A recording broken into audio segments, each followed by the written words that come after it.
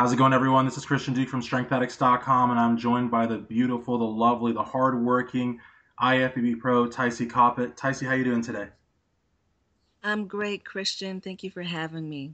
Awesome. And for having you, yeah, I appreciate you doing this because again, this I don't have a podcast and I don't have like fancy music or anything like that, but I will make this available on MP3 some point this week. And this is sort of a preview for greater things to come. You're going to be doing an interview, a written interview for rxmuscle.com, which we hope will come out midweek. Yeah. And so right now we're just going to kind of get a feel where you're at and maybe pick up from when we last met. We did a great interview. I thought it was great. We did a It great, was great. yeah, yeah, yeah, awesome. We did a great interview at the Arnold Classic. It was phenomenal there, at the Hilton, and you took a great third place. I personally thought you should have been second, but you took a great third place. And talk to us about that event. I mean, what was that like for you, and what have you been doing since? Yeah, the Arnold Classic was amazing. It was the first time women's physique was there on the stage. So, the mere fact to be able to make history twice, once at the Olympia and then again at the Arnold Classic, in itself was an incredible feat. So I was definitely glad to be there. To place third was also wonderful as well. I was really happy with the package that I brought. And so I couldn't have asked for anything more. I did everything that I believe that I should have done and could have done. And I placed third, and I was very happy to do so. Since that time, I have been, trying to revamp my physique, think about what type of differences I want to bring to the Olympia stage, and have been executing accordingly. And then, of course, I've been spending a lot of time with the Angel Project with the Women's Physique Pro Girls, and then launching the NPC division as well. So I've just been pretty busy, in sport, and it's been great. So the Women's Physique Angel Project, it's an MPC level sort of event, right? And what exactly does it encompass? I know you have each month, right? There's an athlete. Right. Well, there are actually two components. There's the Okay. pro side to the Women's Physique Angel Project, and then there's Oh, the NPC side. Yeah, so the pro side is really to build camaraderie and new friendships within the division. And so, with that, at every pro show, I work to coordinate the girls with someone that they don't know, and there's a gift exchange, and it gives them the opportunity to introduce themselves and meet someone new. So that's been going really well. We've had that portion for 20 shows now, and I have to thank all of my women's physique ladies because I've not been able to travel to all the pro shows, but they take it upon themselves to execute it flawlessly, and it has been great. It really has. well, yeah. Um, Sorry, go ahead. I'm sorry. That's okay. And then the NPC portion is a little bit different. I couldn't grasp, just the magnitude of ladies that compete at all of the NPC shows around the nation. And so, what we thought would be most beneficial would be to highlight one NPC WP lady every month.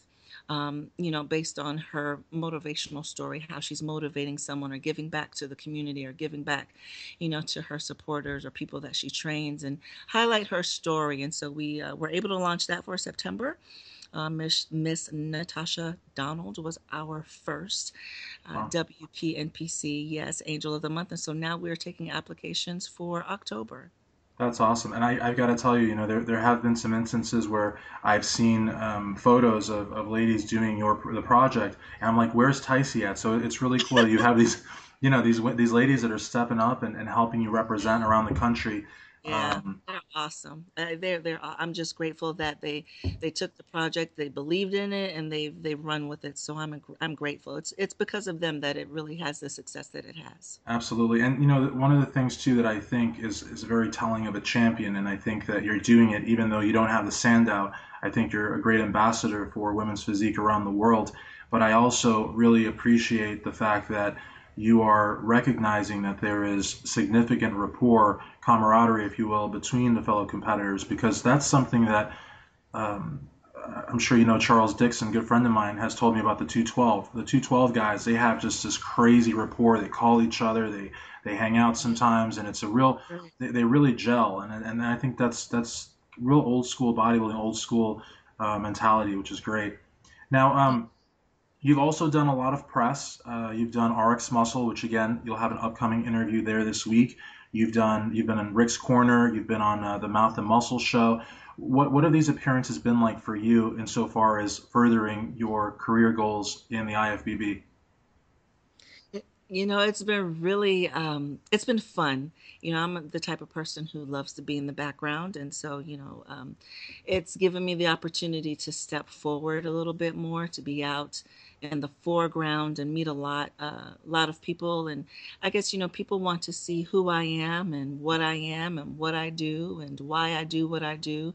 So, hopefully it's given people the opportunity to know me a little bit more, that there's more behind just the trophy, and the stage. And so it's been a wonderful experience, and I'm grateful for all of the people that have taken the time to give me the opportunity to share my story. Absolutely, and I just remembered you were on John Hanson's Florida Physique Report also. So I mean, you've done a good amount of Yeah, press.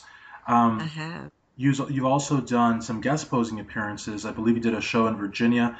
Talk to us about that because again, I think to do the press appearances and have the Angel Project, but then on top of that to do guest posing. I mean, what's that like for you? Oh my gosh, the guest posing was amazing. And the wonderful thing about guest posing is that, and I love the art of posing anyway. That's probably the thing that I enjoy most about being on stage, because it's a wonderful way to, express yourself. And so it took away the element of having to compete, that pressure, of being on stage to compete, but just to have fun and to connect with the fans and meet new people. That was a wonderful experience. And I've watched a lot of the other women's physique competitors as well, who across the nation are also getting opportunities to guest pose. And so it's great. It really is a great opportunity. Awesome. Now this interview is about you, and I love having you on here and talking to you. But of course, big news in the world of women's physique: the inaugural Miss Physique Olympia, Dana Lynn Bailey, will not be competing this year. What are your thoughts on that? And also, what are your thoughts on her getting signed to Muscular Development? Finally, muscular women back in the big magazines. Dana has really paved the way for women's physique, and she really has done a lot for our division. And so we are most grateful for her. And to know that she's not competing, of course, was a great disappointment. But again, I think that we have to remember that a lot of us are more than just competitors. And so she and her husband are doing quite a bit of um, wonderful things in the industry, and they have a lot of businesses that they're working on. And so, I'm sure it was a heart wrench decision for her not to compete. But then also, I'm sure, she and her team thought that for whatever reason, it was in the best interest at this time for her not to compete. So, to have her not there is going to be a little sad, of course, because she has that wonderful flavor and pizzazz. But I'm sure that she made the best decision for where she is at this moment. Regarding her being in muscular development, I was ecstatic for her, because you don't see a lot of muscular women in the magazines anymore. And, I appreciate the fact that we have so many different divisions within the IFBB. Um, it, I still would like to see a fair representation of all of the women, because there are women who are a bit more muscular and athletic in stature. And so the fact that Dana was in muscular development and has been picked up by muscular development is a celebration to us all. So I'm very happy for her. Absolutely, absolutely. And again, I have to say, in terms of the actual competition, I've heard a lot of people say, I've heard a lot of people make the comparison between Juliana and Iris Kyle in terms of women's bodybuilding, in terms that Juliana is quote unquote unbeatable. But I have to say, though, this past Arnold, the Olympia before that, even the inaugural Olympia where you took runner up, I think that you really, in my opinion, really forced both DLB and Juliana to be on their A game. I mean, because you've really made that top three all that much more competitive. Um, Now that Dana Lynn Bailey's not going to be there, I feel as if, and I hate to say this to you because I know you're so close to your competition, but I almost feel like all eyes are on you right now because you do have this phenomenal record, and you're not taking third place or taking second place by happenstance. I mean, you're very much a fixture in that top three. So now without Dana Lynn Bailey there, I feel like the judges will be forced to uh, scrutinize you and Juliana's physique, meticulously, because again, she represents, I think, a harder look, a more muscular look, and you're more of a flowing classical look. And I think they're going to have their work cut out for them. I mean, what's your mindset now that this is very likely going to happen, where it's going to be you and Juliana standing there, waiting for that final decision? You know, as with every competition, I really try my best to focus on me, focus on bringing a better package. And so, prayerfully, I've done that this time around. The way that things have fallen into place, it does seem, as if that will be the case come time for the Olympia. Mm-hmm. But then again, you never know, because I grew up as an athlete, and with the mindset of being that anyone can win. Right. And so I'm sure all of the WB competitors are not competing and not training every day if they didn't believe that they could win. Right. And so I believe I can win. I'm sure every other WP competitor believes that she can win, because we are athletes at heart. At the end of the day, it just depends on what the judges decide to choose as the best representation for women's physique. Juliana is incredible. I mean, she is impeccable. I love her physique. Um, it's it's perfect if you ask me. My physique is very different. I'm taller than she is, so my Right. muscles are look a little bit different. Even though I weigh considerably more than she does, um, but my muscles look a little bit different because I'm taller than she is. At the end of the day, I'm grateful to be in that top group, to be compared, and I just pray that they see the hard work and the dedication, and I'm sure they'll make the best decision come time for the Olympia. Absolutely. And again, one of the many things that I like about you, Tycee, is that you are so, I think, humble and so, gracious for everything. And I think, honestly, I do think that you are, without sounding, arrogant, I do think that you are sort of in a group all your own with Juliana. But, like you said, and this is something that I say too, some people have made comments about, second tier, third tier IFBB pros, and there's no such thing as a second or third tier IFBB pro. Everybody that's an IFBB pro is a champion, and so everybody could potentially win the competition.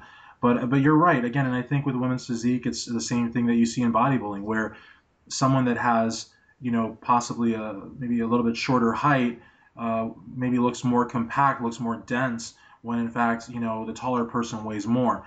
And then the other thing that you said too, again, it really depends on what the judges are looking for on that day. You know, I like a saying that Bob Chigarillo says a lot of, about apples and oranges. You both have very different physiques, but and what's interesting is that you could both bring 100%, and it really depends what the judges are looking for. So I And think she's the champion. She's the reigning champion. And so I remember one of the things that we talked about at the Arnold Classic interview, and we were saying how it's very difficult to knock down two champions. exactly. And at Dana, we thought at that time, that Dana was going to be competing, and now she's not. And so the fact of the matter is that Juliana is the champion, and in order for her to be knocked down, then someone would have to come with something darn near spectacular, Right. or she would have to be off in some way. And so either can happen. You just don't know. You just really don't know. And so that's why I say I just focus on me, focus on making sure that I am meticulous with my process, so that at the end of the day, I can say I gave it everything that I could, and that I'm pleased with my placement. And again, and that would be such a great spot to end it. But I got to add one more thing. I'm Hispanic. I got to talk as much as possible. But here's the thing.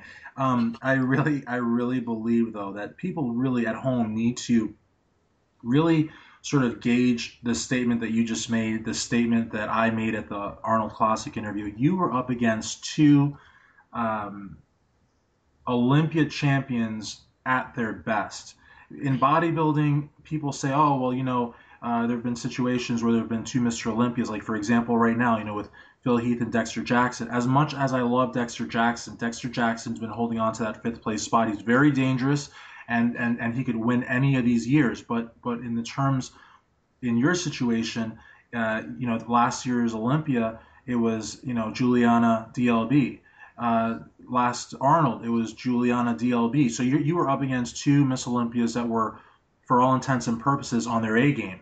So going into this Olympia, you would have been up against that again, and it's very difficult to knock out two champions at once. I think personally, if you get second place at this Olympia, it will almost be a victory in a sense because, um, as you've said, Juliana is perfect, and I think you're perfect.